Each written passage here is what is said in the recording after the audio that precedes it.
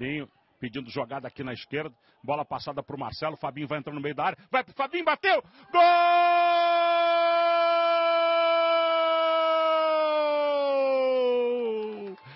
Do Guarani! Fabinho! Camisa número 11, na marca de 22 minutos do segundo tempo, o Guarani escreve no placar do estádio Raulino de Oliveira, o estádio da cidadania, 1 pro Guarani, 0 pro Duque de Caxias. E aí, Rafael Rezende? Impressionante a maré do Duque de Caxias, né? Logo depois da expulsão, não teve nem tempo de se reorganizar, o jogo nem tinha mudado realmente. E aí, numa jogada em velocidade, o Marcelo encontrou o cruzamento perfeito, né? Na segunda trave, o Fabinho, em velocidade, coloca o Guarani na frente.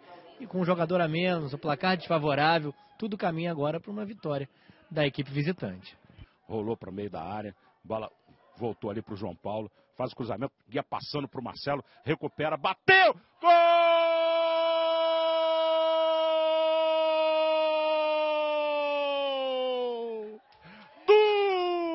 Guarani, Marcelo, camisa número 9, na marca de 39 minutos do segundo tempo de jogo.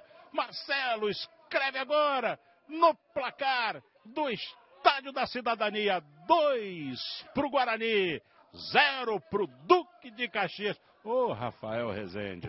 A zaga já bastante desorganizada, o Vitor ali tendo que sair na pior, já vendido. Paulão conseguiu